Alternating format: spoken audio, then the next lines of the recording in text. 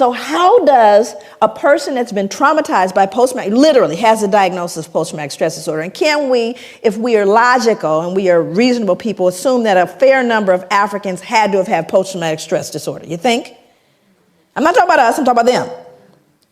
Untreated though, right? Okay, so now let's do the math. Mom who saw dad sold or sister raped has post-traumatic stress disorder. Still mom though, right? Only mom now has outbursts of anger, feeling of foreshortened future, difficulty falling or staying asleep, hypervigilance. That would be mom. Now, Johnny or Mary or Shaquisha did not have the original trauma. But what are they learning? This is called social learning theory. What am I normalizing? Exaggerated startle response, outbursts of anger. Are you following me? So I didn't have to be traumatized. Now, the other thing is, do you think Johnny and Mary got traumatized too? Do you see? So what happens in your environment, you learn from the significant others in your environment. And if they're broken, guess what you're going to be? What's up, YouTube family? Welcome back to my space. This is Evans Raiola. Guys, on today's video, we want to talk about slavery and its impact amongst the Black community in America. And to speak to us today is Dr. Joy DeGruy, who's very vocal in this same topic. Dr. Joy DeGruy is best known for her work on post-traumatic slave syndrome, a theory she introduced in her book, Post-Traumatic Slave Syndrome, America's Legacy of Enduring Injury and Healing. You know, the book of 2005. This book describes the multi-generational trauma experienced by Black Americans due to slavery, systemic racism, and continued oppression. So guys, I want you to watch this video of Dr. Joy DeGruy as she speaks about the post-traumatic slave syndrome.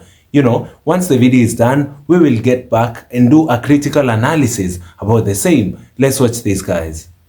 There's a kind of a fundamental basis for post-traumatic slave syndrome. How many of you are familiar with post-traumatic stress disorder? Yeah. Okay, so these are things, I mean, most of you are people who are in the field that have done the work. You're here representing the people who are really in the trenches, and I appreciate and respect that. The theory very often, when people hear it, post-traumatic slave syndrome, I try to kind of get at kind of what's going on in the room. There's ambivalence, there's feelings of, you know, what? Come on now. What are we saying now about the slavery thing? It's over. You know, get over it. You know, we're done. We have that kind of feeling. And how possibly is she drawing a connection between something that happened so long ago in contemporary society? You know, come on, are you trying to find an excuse? Are you trying to blame people? You know, these are the natural kind of knee-jerk reactions to hearing the term post-traumatic slave syndrome. However, I would submit to you that, you know, it's based on research. So I did about 6 years of research specifically looking at violence. My area of focus is violence. And I'll cover that in my PowerPoint. Also, some of you may not be able to see points of the PowerPoint, but we're going to make it available to you. So you don't have to worry about it. There's a website where you'll be able to download my PowerPoint. Isn't that correct? Did I say that right? Okay, so that part you don't have to worry about. But I kind of want to set the ground so that we can all advance and move forward together. Now, the reason I do that and the reason why I began that way is because there's an assumption, a fundamental assumption in a room this size with people very well educated, people very well exposed, that we're all entering this discussion at the same level. And we are not. I can guarantee you we are not. We all have our ideas and our beliefs, and then we all have our experience. For example, the people of color that are in the room, all the people of color that are in this room are arriving in this room at a different level because they have lived in this skin. And we're rarely given any kind of appreciation or understanding of what you have to live with walking through the world with this skin. So you kind of come in at a different level of awareness about the discussion. And then you have folks that come into this discussion that are educated around it, that are clear about it, but can't really empathize their way through it. In other words, it's not a feeling thing, it's a cerebral thing. So some people stay intellectual because that's a level of comfort. Nothing wrong with that. But very different from the person who lives in the skin. It is personal and it is emotional. Okay, so all of that's going on in this room even before we get started. But as people commit it, it may get a bit uncomfortable. But that's okay, because it's been uncomfortable living in this skin.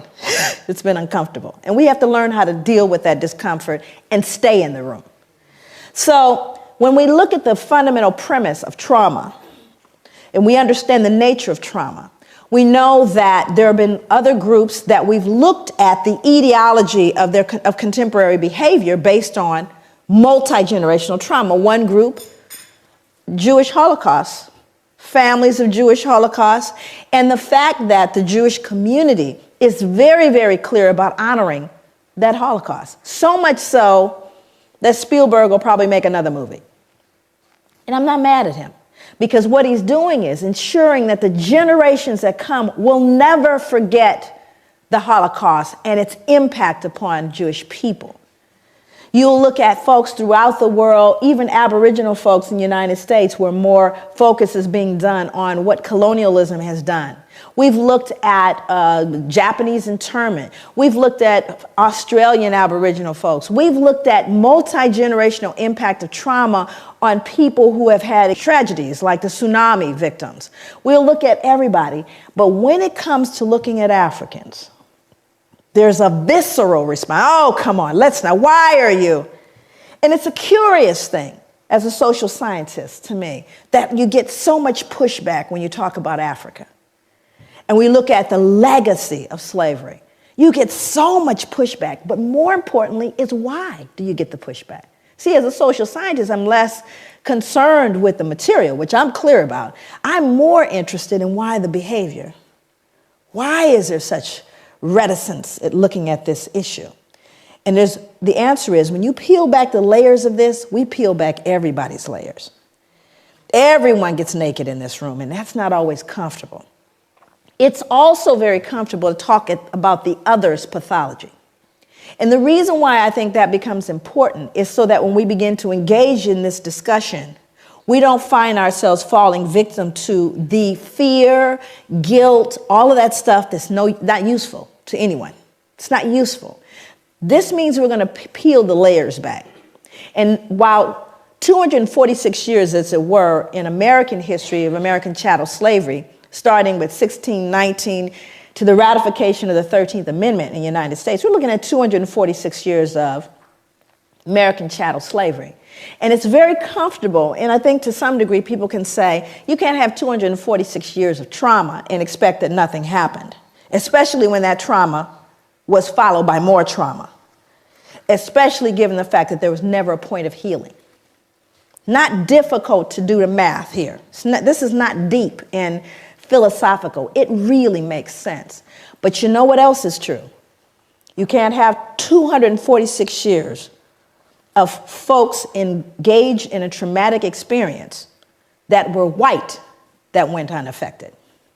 That means everybody has been affected and infected by this thing. So that's the part that gets uncomfortable, because it's usually okay to look at the other. We're going to look at everybody. This is going to be one where we really show the elephant in the room, and only for the purposes of recognizing that unless we do so, none of us can heal. This is not a process that any of us can do individually by ourselves. This is a collective process. And so therefore, we're all going to be engaged. And it's not just a pointing of fingers at anyone. It's recognizing that you and I, all of us, have been impacted by historical multi-generational trauma. Now, let's look at it very specifically.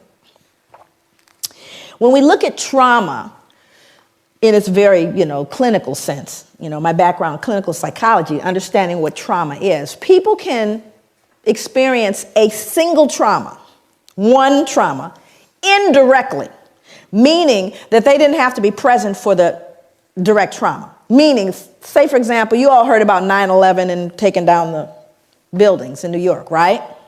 Yes?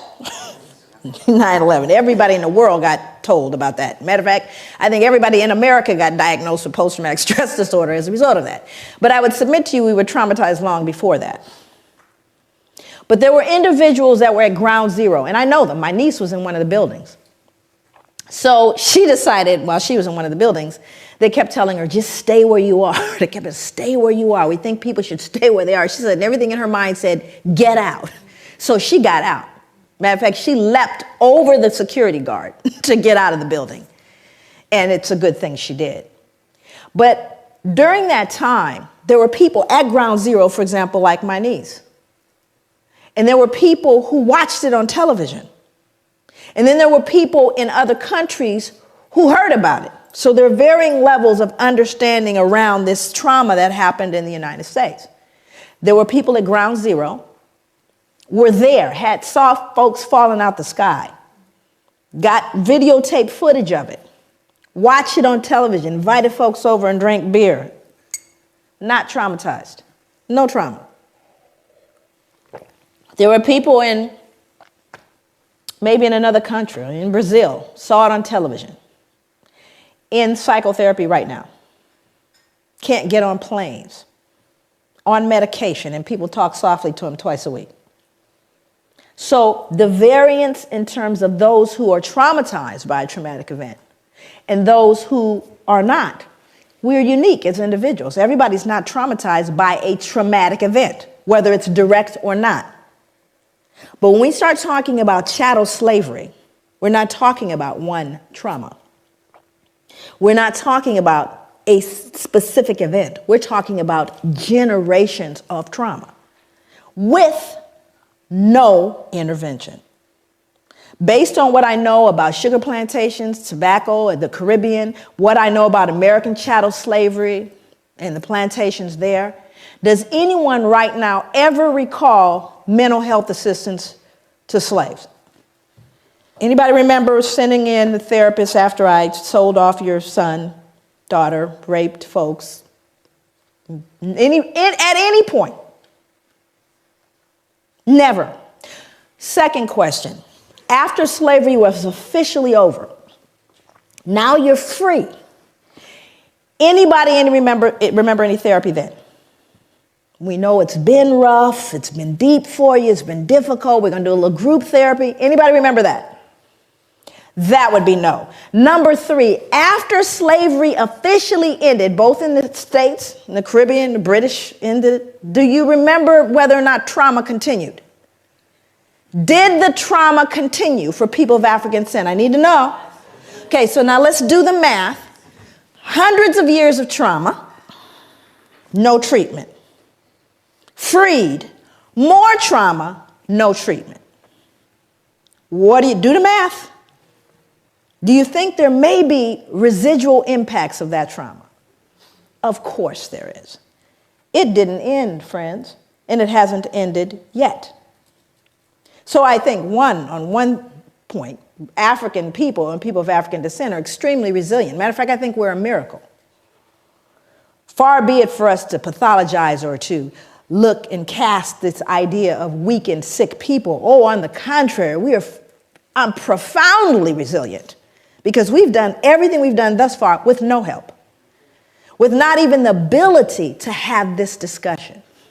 As though it were possible, we escaped injury in all those hundreds of years and the years that follow. So this kind of journey I'm going to take you on is going to be one that really gives a perspective on what this trauma was, what it looks like, and clinically, what is post-traumatic stress disorder? What does it look like? Now, let me give you a little snapshot. We'll get into it in more depth a little later. But post-traumatic stress disorder, if in fact you are diagnosed with that, again, remember, direct or indirect trauma, here are some of the symptoms. A feeling of foreshortened future. Now, what does that mean? A feeling, well, you're not going to live long. How many of you are running into young people that don't believe they're going to make it past their 20s? Feeling of foreshortened future.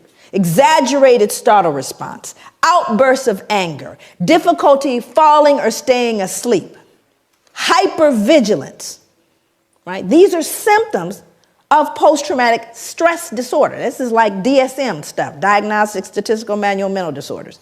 It's in there.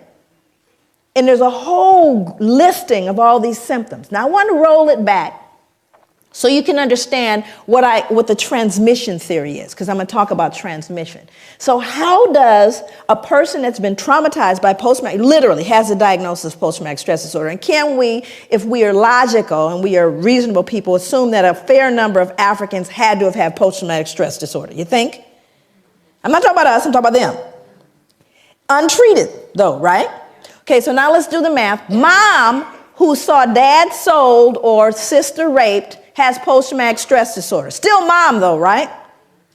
Only mom now has outbursts of anger, feeling of foreshortened future, difficulty falling or staying asleep, hypervigilance. That would be mom. Now, Johnny or Mary or Shaquisha did not have the original trauma. But what are they learning?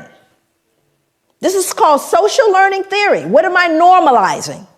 Exaggerated startle response, outbursts of anger. Are you following me? So I didn't have to be traumatized. Now, the other thing is, do you think Johnny and Mary got traumatized too? Do you see? So what happens in your environment, you learn from the significant others in your environment. And if they're broken, guess what you're going to be? You're learning from broken people. And you're normalizing that behavior. And then it becomes, years later, 2008, that's their culture. That's just the way they are. That's their culture. So there's poison in the cookies, right? But how are you going to tease out that poison? That means you have to look at the etaology of the behavior, which is what I spent many years doing. And it's not rocket science. This is not deep. Like I said, this is not required that, someone has, it's just common sense. How many of you in the room think you can cook? Come on now. I know it's a strange place. You all have the oddest food in the world. I'm trying to tell you that now. Those of you that know how to cook, who taught you how to cook?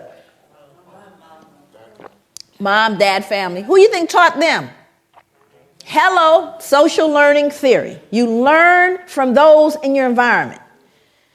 And if they couldn't cook, the likelihood is you can't either. Okay. So there's things that we don't question them. This is what goes in the curry. What are you talking about? This is how you make curry. Well, how you know? Because that's the way my mother made it. Well, maybe, she didn't get the recipe right. Actually, I wrote Post-Traumatic Slave Syndrome, the book, which is here. The book is called Post-Traumatic Slave Syndrome, America's Legacy of Enduring Injury and Healing. I recently have written a study guide, which is being edited now. But the reason why I wrote the book is really to put a name to what I was looking at. I started to look at behaviors in African people and people of African descent. A long time, people ask me all the time, I just was interviewed by ABC, and they wanted to know, where did this come from? It came from growing up black. No, there's nothing deep there. I grew up looking at black folks and wondering why we behaved the way we did. Very little had to do with white people.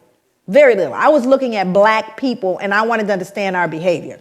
I am 50 years old, and I remember looking at people who were, growing up in South Central Los Angeles. That's where I grew up. My parents are from the South, from Louisiana, and from Belize. And one of the things that I started to notice are certain behaviors that black people engaged in that I started realizing, not just African Americans, African Caribbean people, I came here, heard the same thing, behaviors around what we look like. Like, for example, I would hear people, and most people here, white or black or wherever you are in the spectrum, you've seen the behavior and wondered about it. And I know you have, because I wondered about it. Well, you have black people that aren't black. How many people have met black people that actually aren't black? Now, this is an interesting phenomenon. These are black people that will tell you before, first of all, they certainly look black to me. They look black, but they don't say they're black. I've got quite a bit of Indian in me. Did I mention that? A lot of my family are from, all of a sudden there's something else, right? And you're looking going, sure could have fooled me. You look black to me, right? Now, this would be something that I could ignore if it stopped when I was a child in South Central, but it didn't. You could hear it in rap music today. Same behavior. Matter of fact, the rap videos. That they just need to clone the same girl, right? I could draw her right now. What she looks like, the little wavy hair, and she's black, but not too black. Okay? And what is that about? What is its etiology and why does it persist? That means that it's an intracultural phenomenon that's being passed along through generations. But why? What is this self-loathing that I see in contemporary black folks? I'm not going back to slavery. I'm talking about today, who hate and despise the reflection in the mirror. That's what I wanted to know. So that's what led me on my journey, if you will. Again, not an unusual journey. Of course, I'm going to kind of pop back and forth through British history and American history. James Madison was a very important figure in American history, President of the United States, 1751 to 1836. He said, blacks are inhabitants, but as debased by servitude below the equal level of free inhabitants, which regards the slave as divested of 2/5 of the man. This is called the 3/5 compromise. And what they were trying to figure out is, what are we going to do? How are we going to count these black folks? Because, based on how many people you have residing in a particular state, the more representatives you can send to the House of Representatives, and thus the more power that particular state can wield. So the question was, how do you count the slaves?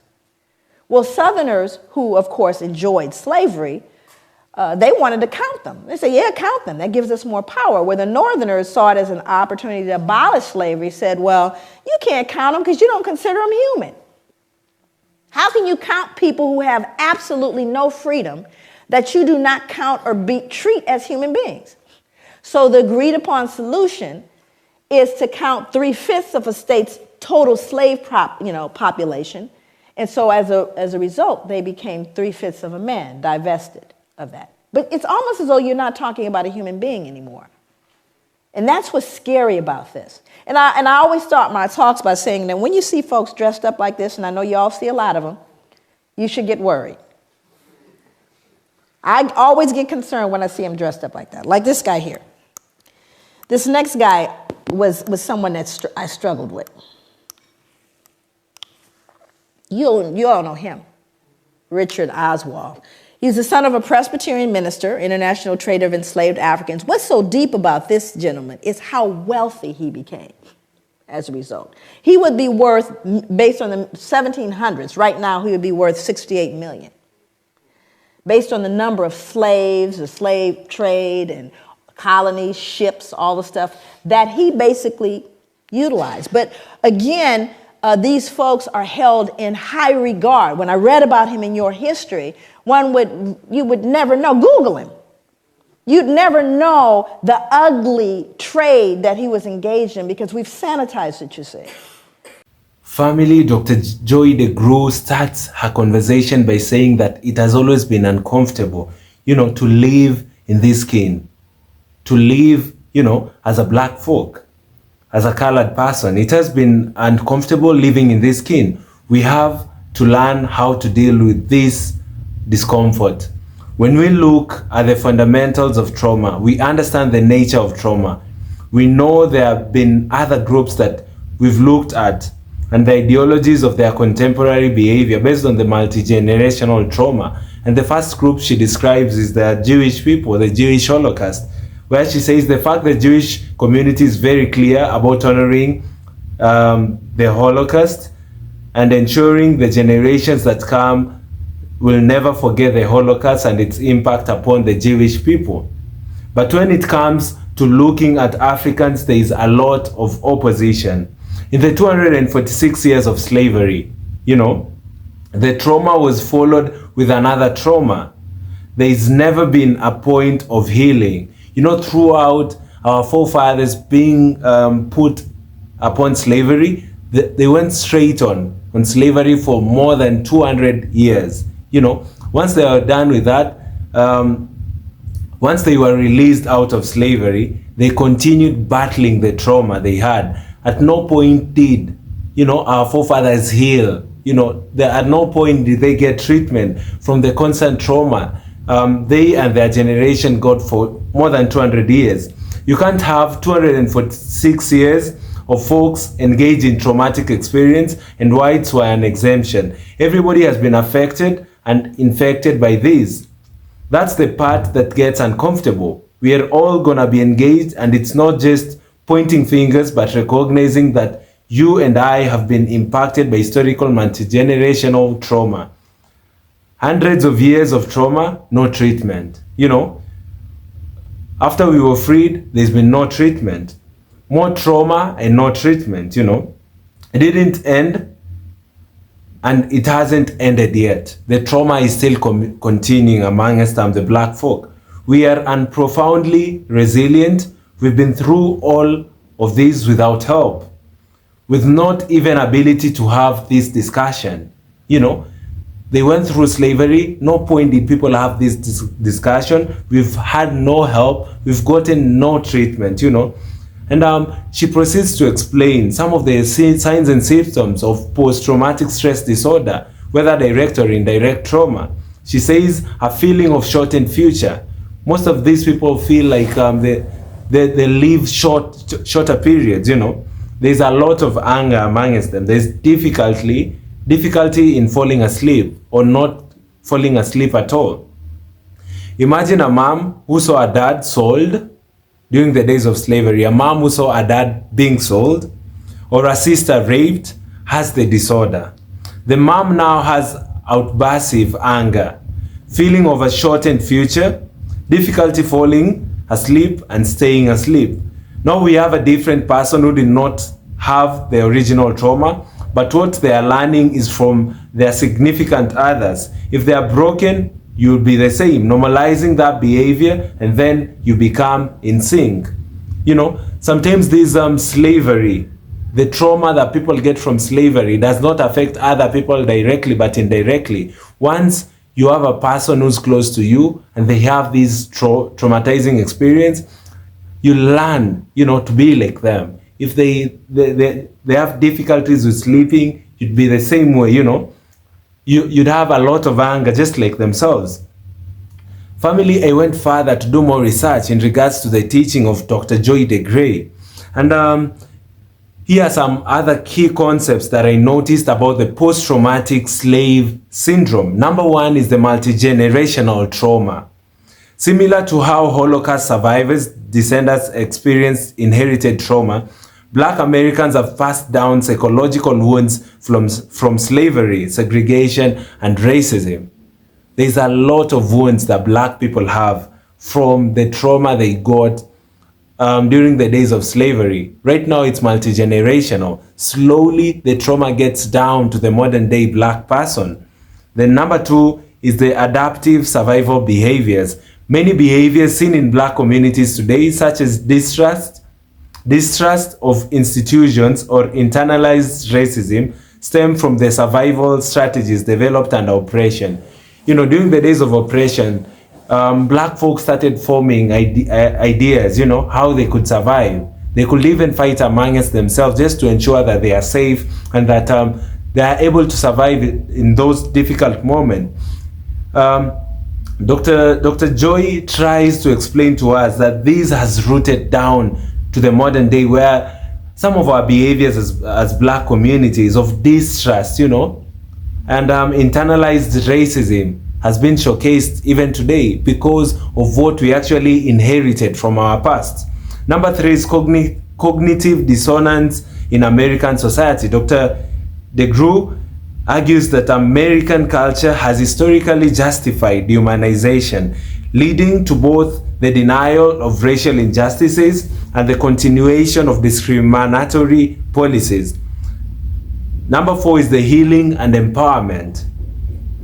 The post-traumatic